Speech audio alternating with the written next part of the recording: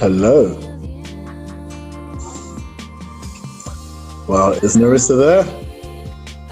Hello. Hello, Narissa. Can you hear me? Hey. Yes, I can. Hi. How are you?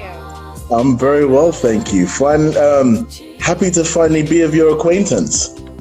Yes, so lovely to meet you as well. Thanks for wanting to chat. I'm really intrigued. Great, Learn great. more Okay. about you and what you do. Well, okay. Well, firstly, so this is the second chapter of the Scrolls of ISOM. ISOM stands for an individual state of mind. Oh, Yep. wonderful. That's what it stands for, yeah. So I'm your host, Dr. Afro Soul Brother, or also known as Dr. Dami Akomolafe. And my guest today is the wonderful, tell me if I say this right or not, Narissa Hisu. Yes, Is that right? Yes. Of the website, thelionessmethod.com. And also the self-named YouTube channel, Narissa Hisu, and also I think the TLM podcast. Yes, that is true. And you can find it at thelionessmethodpodcast.com. Yeah, I've done my homework. Yes, you have. Thank you. Yeah. Appreciate you. And you correct me if I'm wrong. Narissa's goal is to inspire female leaders to step into their unapologetic power and calm, rich fulfillment. Am I correct? That's right. That is me. Got that straight from your Insta. Okay. So Narissa, oh, it looks very nice where you are. Where are you from, firstly? Well, as you can see, I'm in sunny California. So, Awesome. yes, I'm in Los Angeles. Well, actually Encino right now, but it's a beautiful day today. Mm-hmm. It looks wonderful.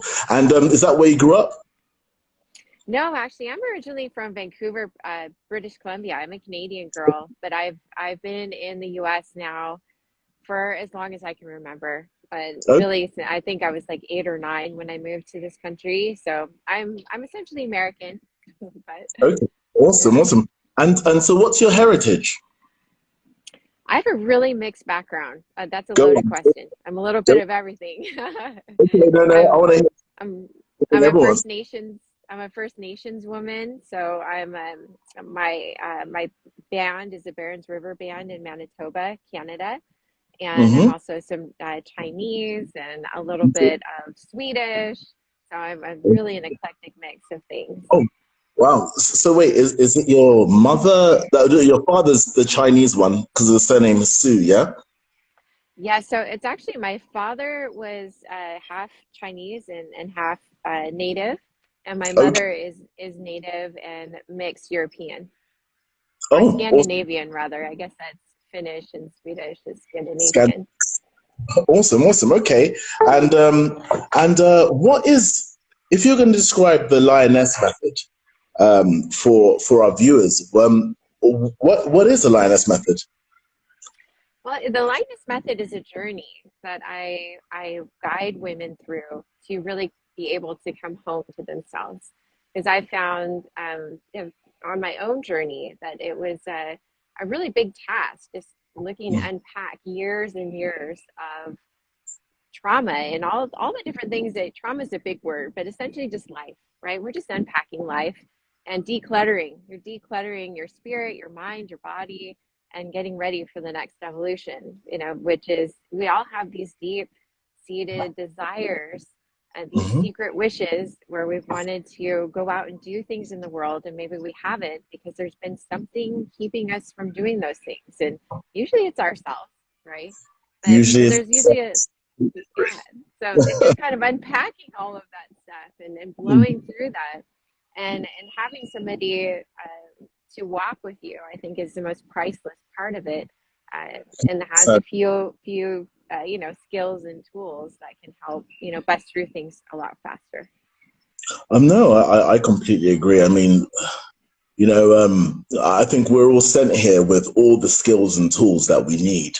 We're actually sent here with the key to unlock any door. In fact, the key exists inside, and it's as if I've gone through depression before. I think we've all gone through hard times, and I describe it like this: like, imagine I'm walking down the street with pockets full of gold, and then someone just comes up to me and tells me, "Hey, by the way, Dami, you're poor." And then I'm like, "Oh, really?" Put my head down and start walking away, thinking I'm poor with gold streaming out of my pockets. And the guy that told me I'm poor is looking at me like, "Wow, what an idiot." Because we've got all the wealth that we need, but we allow others to to tell us that we don't have it. So what life experiences are there any life experiences per se that triggered you to want to do what you do? I mean, and so to formalize that into a simpler thing. So what were the triggers to that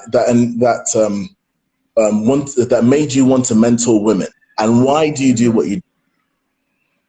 Well, that's a great question. And really quick, I wanted to go back to the comment that you made about just allowing others to tell us how we want to be, right? And a lot of that is completely subconscious, right? So it's not like we're consciously allowing people to beat us down all the time. It's a very subconscious process. And that's a lot of what I work with, is the subconscious, the underlying layer, right, of our belief, and how we can reprogram that and change that. But to answer your question, I had an awakening when I had my son. My life was very different before my son came into the world. He's 7 now. He just turned 7 in March. And I, prior to my son, first of all, I should say, I didn't ever believe that I could get pregnant. I didn't believe I could have a child. I was told throughout my lifetime, starting around the age of 13, that I would never have children. So when I had my son, because I had endometriosis and I had fibroids and things like that, and I got them very early on. And so the doctor said, the chances of you being able to get pregnant with this, is very slim. So I had the belief that I just couldn't get pregnant. So I was shocked when I got pregnant. Wow. And it was such a blessing. He's a miracle. And so when he was born, I was just like, oh my gosh, maybe I need to get my shit together. maybe I should clean up my life a little bit, because I wanted to be a really good mom, and I was also in a relationship with his father at the time, and I wanted to be a good partner. And I just came to a place in my life where I just wanted something different, and I wasn't sure how to do it. I had taken all the classes. I started getting really interested in all types of energy healing. At that point, I'd done like 15 years of talk therapy. I tried medication. I tried yoga. I'd been to all these different ways of healing. And that's really when I discovered the pathway, or the journey, to do what I do now. And once I experienced the level of transformation in my own life, I was like, oh my gosh, like I want to help other women that are sitting in the same seat that I was, to be able to move and transform in a short amount of time. Because I don't believe that healing has to take a long time. Okay. Wow. I mean, there's so much there, and it's funny. I know you're friends with my last interviewee, or my last. With George. Yes, I know George. It's Soris. Yeah, and it's interesting. We talked about something similar, where we go through these dark times, and these dark times are how do I put it now? All these failures have turned out to be stepping stones to winning.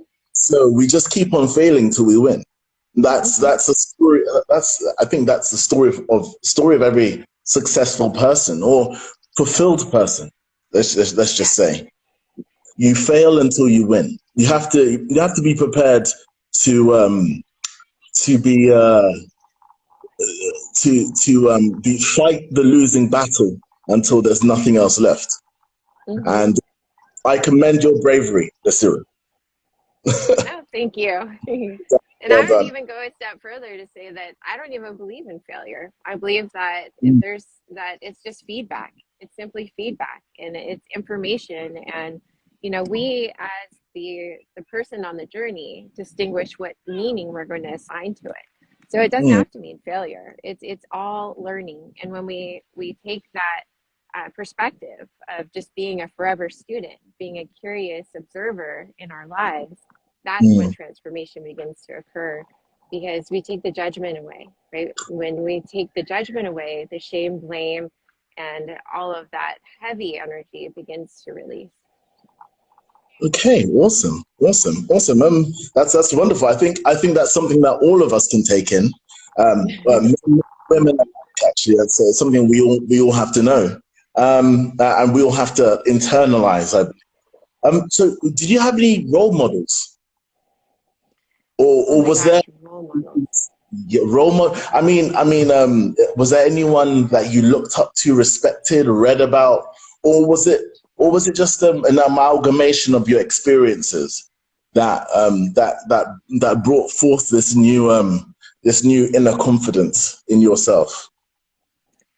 I honestly, I could never be the woman that I am today without all of my mentors and women that paved the way before me. Mm, I've always looked up to Maya Angelou. She was one of the first women that I read, first female authors I read in mm, high school, actually. And then Oprah, and those two. I mean, it's Oprah. mm, And my mothers, my mother, my grandmothers, and I had a very mixed. I had a maid family, what I call a maid family, because there was a lot of adoption, there was foster care involved, there was just friends that became family. So I grew mm-hmm. up in a very diverse environment of strong women and of all different backgrounds. So I definitely have a lot of mentors and women that I look up to, and I'm always looking, at other women as mentors, because I don't believe that there is like the leaders up here and then other people are down here. I'm like, I feel like we're all together, and every single Yep. person has their level of genius and their special sauce that they're bringing to the table.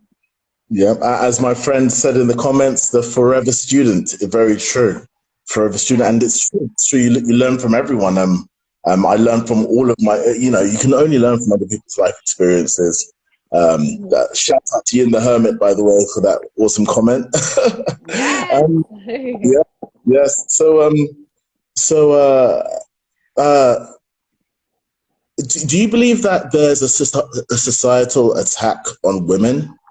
Or do you think, or in some sort of patriarchy, or do you believe that that is?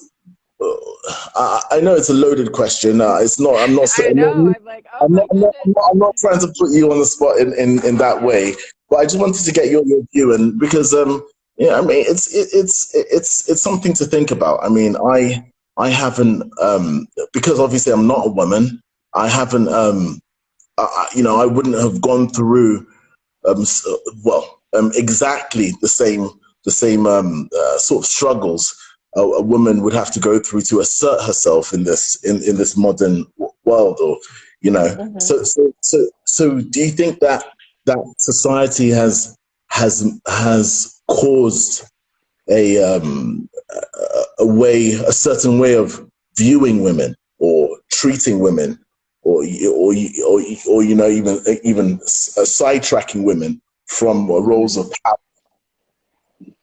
I 100%. I do believe that. I don't think that I think the most important war against women is Mm, the war that is happening within the woman that is at war with herself and her true mm. nature. And for Okay. me, that's what I'm most interested in exploring, is how we can bring a woman back to herself, that Mm, coming home to herself process. Because if we're always looking at the rules outside, right, then you're always going to be fighting a losing battle, right? But I Mm. believe when you get into alignment, when you get into integrity with yourself, with your own core values, with who you are and who you are not, with your belief system, and you find that integrity.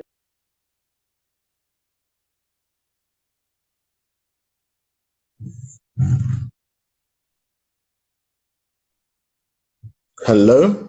Oh dear. That I think your video is frozen.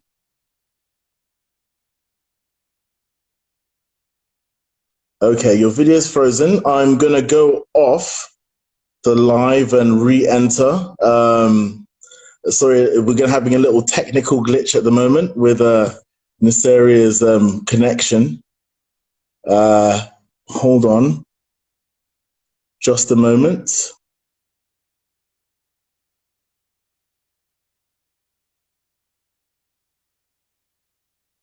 Okay, hopefully Naseria can join us again in just a bit.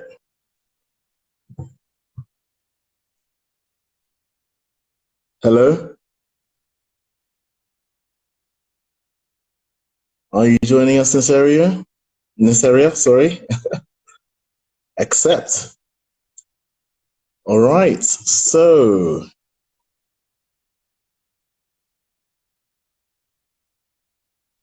here we go. I'm back. awesome, Hi, awesome. hello.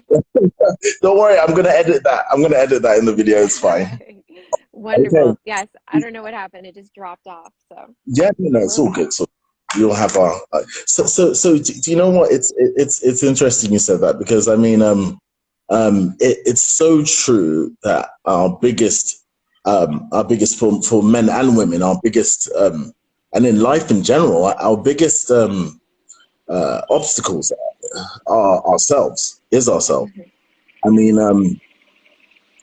living a life of fear is so paralyzing, you know, and yeah, and that, in essence, I think, is what depression is. It's paralysis by fear, and it turns out a lot of the time, from what I've seen, that fear is just not true. I mean, and just, I think it's the most important thing is just realizing that your view is wanted, is needed on this earth. Your expression is needed. It matters. You matter. Many men don't think that, and I guess many women don't think that. And I think through your journey, through your own life journey, you've been able to wake other women up to the fact that you know their views do matter, and what they think does matter, and it's not from outside.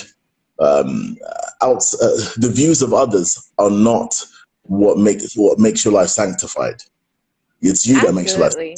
It has So nothing to do with external things. It really doesn't. It everything comes from within, right? And I know that what you're saying about depression is repressed fear, but I would venture to say that our depression stems from repressing our anger. And especially when it comes to women, there is a sacred rage that we have from being suppressed, right? And I feel that this could be a human consciousness as well. But when we suppress our anger and we make it bad and we make it wrong, that is where depression comes from. It's from denying the anger. It is from being denied being able to express that emotion. And our anger is sacred for many ways, for many reasons. Our anger okay, is actually, shows us exactly what is important to us. It shows us where our boundaries are being crossed. It shows us where we are not exerting or using our voice, right? So that, okay. I feel the suppression of that. Okay. I mean, I would say this. I mean, anger. Sometimes, well, what I believe is that when I let myself fall into anger, any or you know, when I'm tired or when I'm angry, usually the decision or what I say at that moment, usually 99.9% of the time, turns out to be the wrong decision or the wrong comment. Mm-hmm. I mean, one thing is, where I do agree with you is, I think it's definitely better to be angry than sad. if you have if you have a choice between being angry and sad, I'd say be angry. And usually, I would also say be if you're going to be angry at anyone, be angry at yourself. If somebody's I mean, screwed you over, and you're angry with them, you're basically giving them your life force and life energy. Instead, I don't know if you'd agree. I've I've come to the conclusion of going, you know what, well played, well played. How did I how did I fall for that one? Okay, and the fact is, one guy told me once, it's like about 6 months ago, he said this amazing line to me. He goes, Dammy, do you realize all the good things in life, you never see them coming, but all the bad things in life, you always see it coming. That's why you're never a victim. I think what I would say, my description of what you're getting at, what you're saying, and you correct me if I'm wrong, I'm just hypothesizing here, is so many times we play ourselves down. Us people that have emotional intelligence, we always see it coming. We always see that person that's going to treat us in that way. We always know what they're going to do. However, we allow it. We allow it, and we allow it, and we allow it because we shirk away from conflict. And we shirk away from conflict, I think, because we believe that we don't want to embarrass the other person. But in essence, we are not doing the other person any favors either. No. We're not doing ourselves or the other person any favors. One book I would recommend, and I haven't read that many books. I'm not a scholar or anything. It was by Paulo Coelho. Paulo Coelho, amazing author, The Alchemist. But no, it wasn't The Alchemist. For this particular conversation, and it's about women as well. And the main character who's not even unveiled until I think the last 2 chapters of the book is a woman. And it's such a similar journey to what you talk about. It's an amazing book. It's a journey to enlightenment. So The Pilgrimage by Paulo Coelho. Nice. Please, really, it's especially. Do you know what I do encourage everyone to read it, especially women. Mm-hmm. Especially women. It's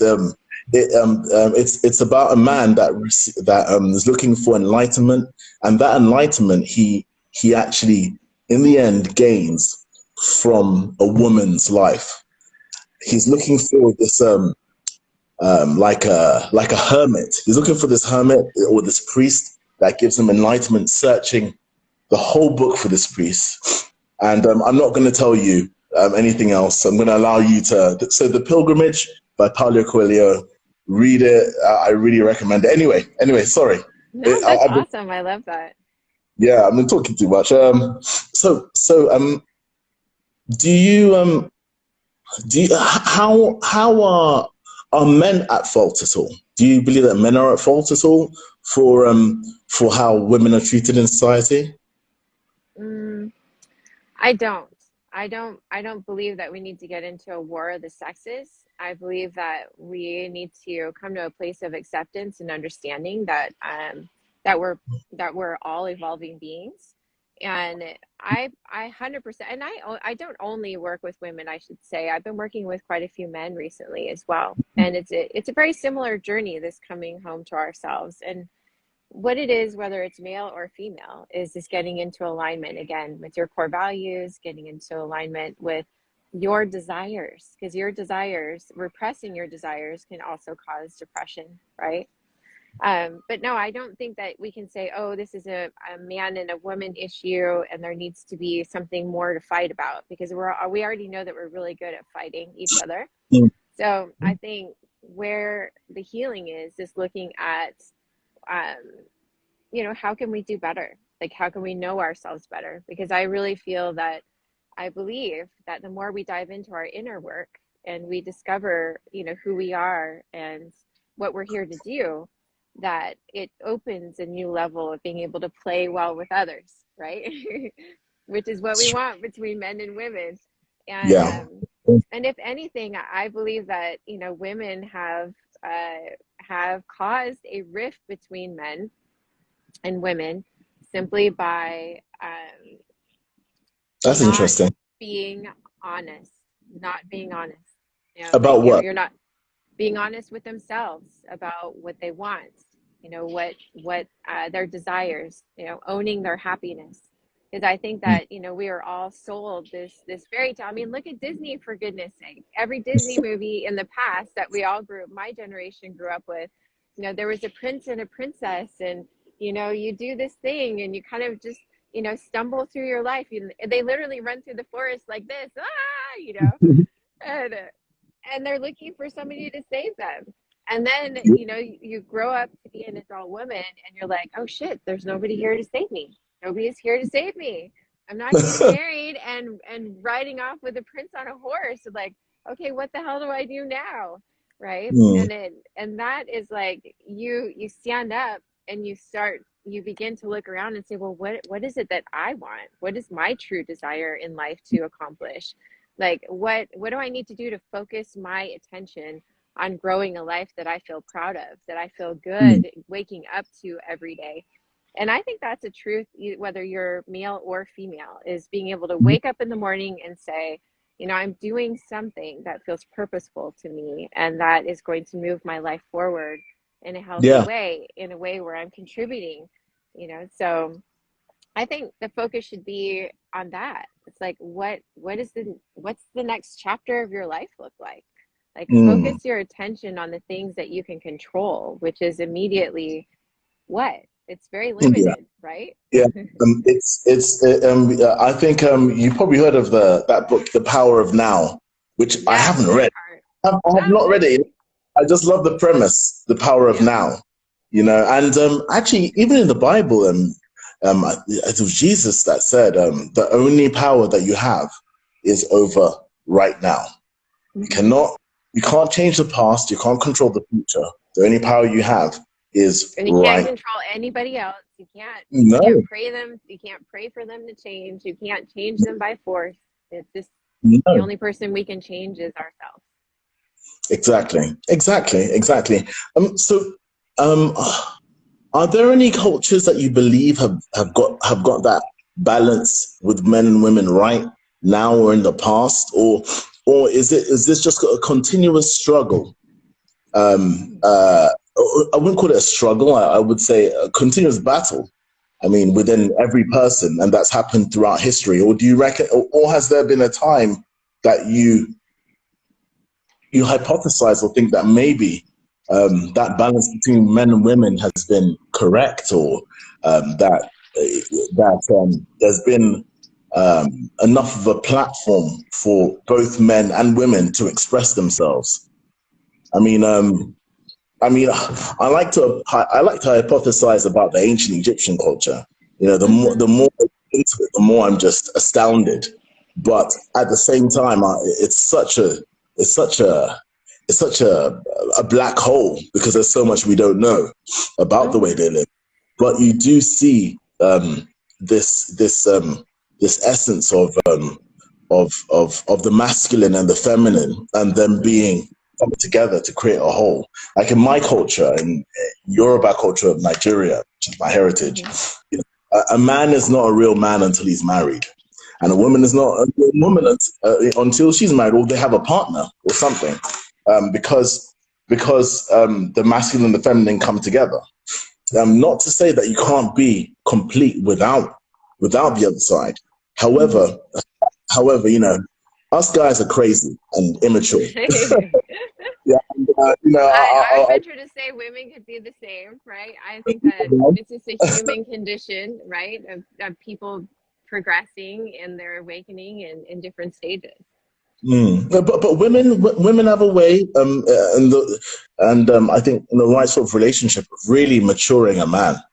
And obviously that has a lot to do with the man's own state of mind as well, and the woman's state of mind. I mean, there's, you know, I'll be the first one to say there are many relationships I haven't dealt with properly in the past, and thankfully, you know, I'm in one now where I'm a bit more mature, and I can actually deal with aspects of what it really is actually toxic. Some toxic archetypes which are thrown at men on how to be masculine, which is actually very harmful to men, to us, and to women as well. 100%. And on the flip side, I mean, look at one of the reasons why I don't identify as a feminist is that I believe that a woman in her feminine power is extremely powerful, right? So, and I don't think that one sex is above the other. I mean, but, well, I guess it depends on your definition of feminism, because there is feminism in the state of equality, right? And it's evolved over time, right? But I believe that there is a balance. There's a balance in the relationship, and a woman that learns to be in her feminine power is going to be more at ease with the masculine man in her life. If she wants a masculine man, right? Most women say they want a masculine man, but some women will be like, I prefer a more feminine man for other reasons, right? But the women that I work with are looking to come back to their feminine energy, right? And that feminine power is not weakness.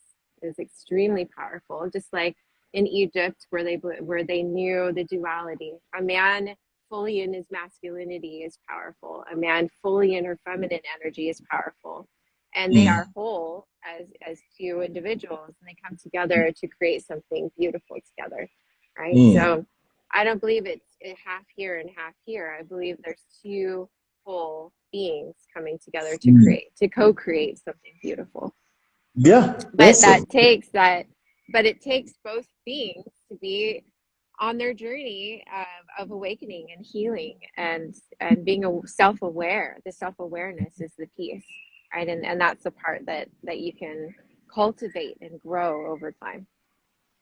Wow, awesome. What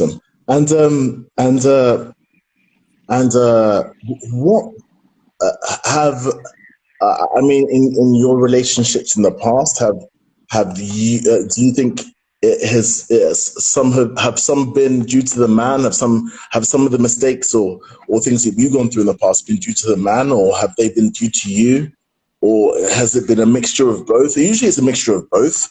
But I think it's a dance. I was married. I was in a relationship for 8 years, and we got married very briefly. The marriage was very brief because we didn't know what marriage was. We were just told, like, we're following, society says, you get married, you get your career, you make a certain amount of money, then you get married, then you have a kid, and then life is supposed to be all perfect and wonderful, right? Yeah. And but there's a bunch of parts in between that are missing, and that's why the divorce rate is so high. But can I say, oh, it was my partner's fault the relationship didn't work? I would say no, because I think relationship is the greatest container for learning. Because when we get into a relationship, especially a marriage, people are going to trigger the heck out of you, right? And those triggers are a gift, because it shows us exactly where we need to focus more love and attention and healing. So they are opportunities to expand and to get healthier and stronger together. But I feel where most marriages fail are people see those triggers as, oh my gosh, that person is bad, or I can't deal with that, instead of coming together to heal each other. They pull apart, and they make it more about right and wrong and being at war. And it's all about making things about ourselves, and instead of and I've been very guilty of that in the past. I mean, it's just only looking back that hindsight is 20/20 vision, isn't it? Yeah, looking right. back, yeah, it really is, isn't it? So in your so what format does the lioness method take? Like, what do you what are the steps? Like, if you're talking to a woman, you know, imagine right here. Until I take the beard off, I'm a young, impressionable leader that's not expressing her feminine energy properly, or not Mm-hmm. expressing and not living how she was. What advice would you give me? What would you tell me? And I know you can't say everything because Yeah. you know people have to pay for that. By the way, you know that's a yeah. But give me just a little roundup. Sure. So for the first part is I don't give people advice, right? I'm not here to tell people what they need. I'm a guide, and so the journey that we go through is discovering what's in their hearts, what's in their subconscious, and I guide them through a process that allows them to collect all the information that they need that's already within them, that is going to serve them in moving forward in towards whatever it is that they want to do, be, have, or create in their life. And so it's not a process of having a prescription that it's one size fits all. It's more of getting to the heart, the root cause of where their pain is, looking into their subconscious, and guiding them to the places that want to be released and that are ready to be let go of, so that the walls come down, and so that they can clear a space and really just kind of wipe away years and years of gunk, right? And clear it out. And then when we have gone through that cleansing, that clearing, then it's like, oh, I can breathe again. And I'm able Mm. to actually look at this bright white canvas that's in front of me and begin to dream and create. So it is a cleansing in the beginning, a clearing process, and then the fun of creation, and then actually putting a blueprint in place, that there is a plan, a clear path to follow that will lead them towards the things that they want to create in their lives. So it Wow. truly is a journey. Wow. And usually, is there like a set amount of time that this takes, or or is it, is there like a maximum or minimum amount of time that this usually Um, takes? It really depends on the individual. There's some people that are like, I want this done now. I don't want to wait anymore. Mm-hmm. And, some people might come to me for what I call the breakthrough process. So we work on breaking through all the gunky stuff, and that could take it could take a very short amount of time. And then other Mm. people, they want more guidance. They want to be in a larger container. So that could be 3 months, it could be 6 months. But the whole, by design, it's not something where I'm like, oh, somebody needs to be um, in this journey for a really, really long period of time to get the results. It can happen very quickly. And quite honestly, most of the people that I work with, the women and the men that I've worked with, they have been Mm. able to see results within the first month, like a complete shift. And then it's simply about dreaming and co-creation. Awesome, awesome. I mean, are you going to make a lion method as well as a lioness method? Because I would sign up. I would sign up. It's a form of what you're describing is really great. It's a form of self-guided therapy. Hmm. So it's In a lot of ways, it is. Yeah. mm, by talking to you alone, I can definitely feel the humbleness that's come through life experiences, and just the line that I'm not teaching anything. It's more you're reminding people of who they are. Um, Exactly. I mm, believe that that's what healing truly is. I believe that there's a healer in every being on this earth, and that we're all natural healers, and that it's an awakening. It's remembering your wholeness is what healing truly is. And nobody can heal you. If somebody says that they can heal you, run for the hills, right? Because all healing is self-healing, right? All so healing is self-healing. mm, However, and that's one of the things too, like we always say, you have everything you need to heal yourself within you. However, Mm. one of the things that, have you read The Hero's Journey by Joseph Campbell? No, no. Oh my gosh, you would love that book. And there's The also a hero. woman's version, I'm The gonna Hero's Journey. write Yes, it down. Joseph Campbell. And so Joseph Campbell says, and they have used Campbell's theory in movies. So if you've watched Star Wars or Lord of the Rings or any epic adventure, they all follow the same storyline, which is there's a hero, and then the hero, they show him where he's in a point in his life where there's this big issue and he kind of comes to a crossroads, and he's got to grow in some big way in order to solve the problem and save the day, right? And usually saving the day is achieving a certain level in his life, or being able to move forward, or whatever it is, right? Sometimes it's getting the girl, getting the guy, whatever, getting the job, saving the world, whatever it is. Mm-hmm. But that hero always has a guide. That hero always comes to a place where he's done all the self-work that he can possibly do, or she can possibly do. And then he feels, or she or he feels stuck because they have all the information they could possibly go out and gather. But now they need to know how to apply all of that information that they have. And so Wow. they find like a Gandalf, right? Or they find a Yoda or an Obi-Wan Kenobi to help them get ready for the big battle. Or Narissa, yes. Or me, right? Narissa, yes, there we go. Yes. And Awesome. so that's what I do, is help prepare, right? And to really hone in on the individual's gifts and talents and help them pull all of that, all of the light, the brightness, the energy, the power out, bring it forth so they can go out into the world and do what it is that they're meant to do. And how does that make you feel whenever this starts to occur? How do you feel? I feel blessed. I feel blessed to be connected to God in this way, where He uses me to help other people open to their gifts and to their divine nature. And it's incredibly humbling. It's humbling, and it's a beautiful honor to walk with somebody on a journey like this. Wow. Okay.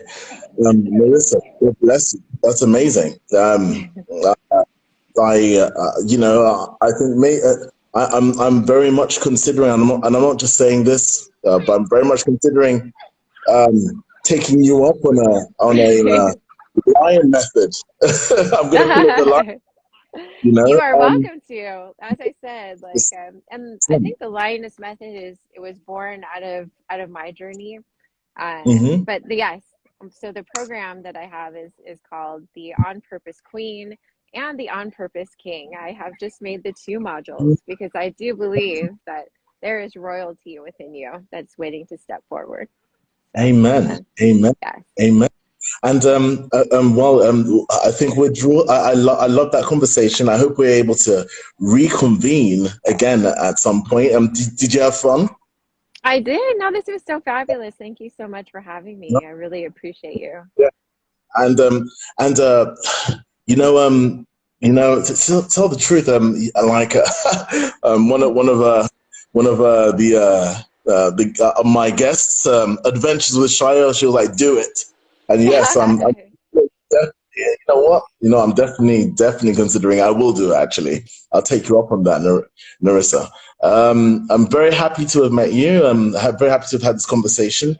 Do you want to tell, because I'm obviously going to edit the video before I put it up in the nice little packaging. Do you want to tell people how to find you, where to find out about you? Go for it. The floor is yours.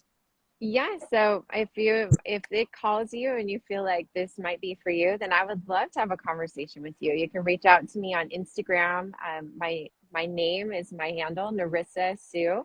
And you can also find me at thelionessmethod.com, which has all of the information that you'd want to know. Awesome. Well, Narissa, it was a blessing to meet you.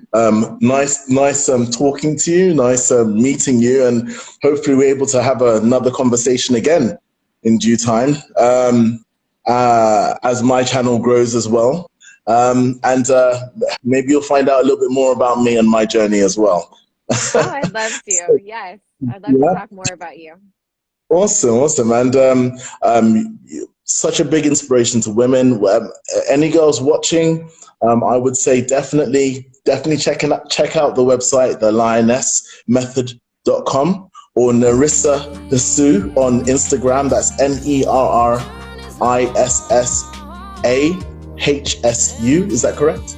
Yes, that's me. Yeah, there we go. And or Nerissa Hsu on YouTube as well, where you can see some videos of some conversations that Nerissa has had with women. Are they some of your clients or? Yes, I have a mixture of clients and then just fabulous, mostly female entrepreneurs that are out there making a difference, because my calling is to help heart-centered leaders just expand, because they're out there doing so much. So. Awesome. Okay, Nerissa, great talking to you. This was the second chapter, as I've said, of the Scrolls of ISOM, an individual state of mind.